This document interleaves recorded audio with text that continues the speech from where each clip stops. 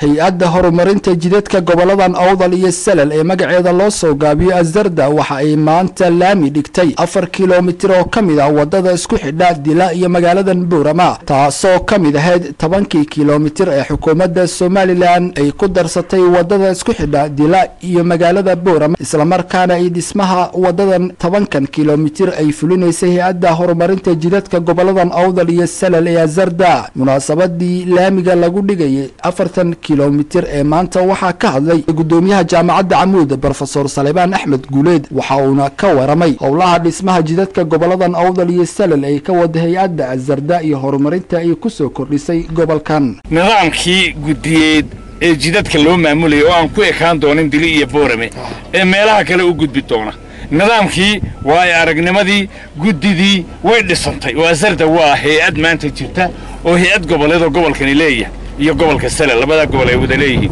waxa kale oo ka hoos dhismay qalabkii ay wadooyinka lahayn baa ka hoos dhismaya oo intii u horeysay maanta taay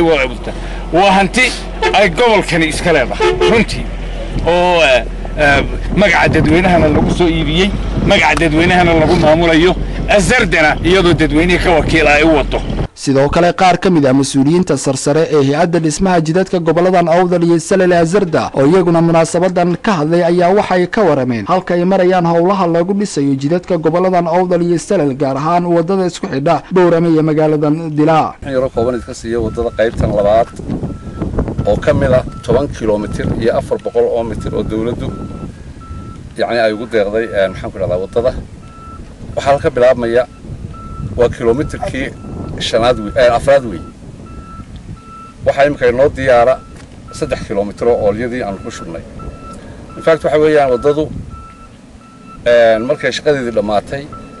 waxaanu ka qaadnay lab waxay mid qolada technical ee labka waxay taskireeyeen adayga habka aanu shaqaynayna waxa weeye markan ooliyada shubno 1 kiiloomitir square waxaan ku shubaynaa 1 litir iyo badh daamura waa haadka hore weeye ee jeega waaweyn kalabaadna waxa weeyaan 1.3 weeye 1 litir 0.3 daamura lagu shubayaa per meter square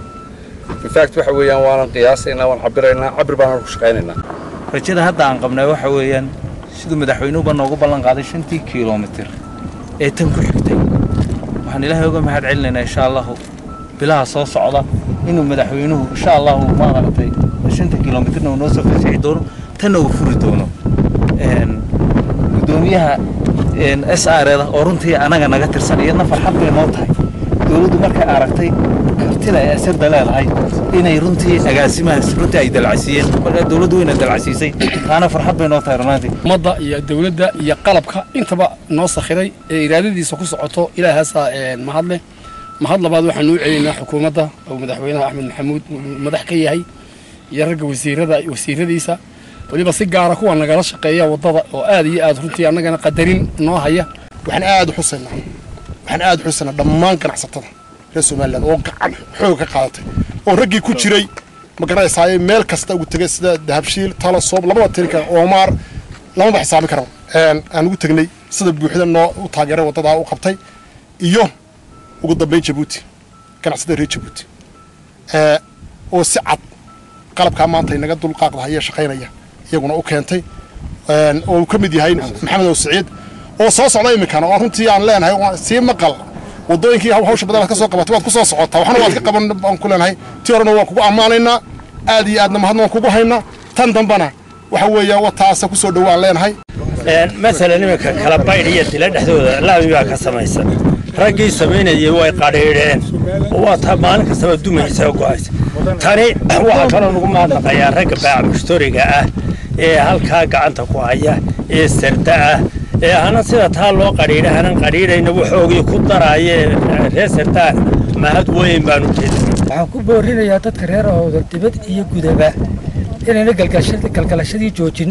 ilaa ay dhamaanayso wadadaasi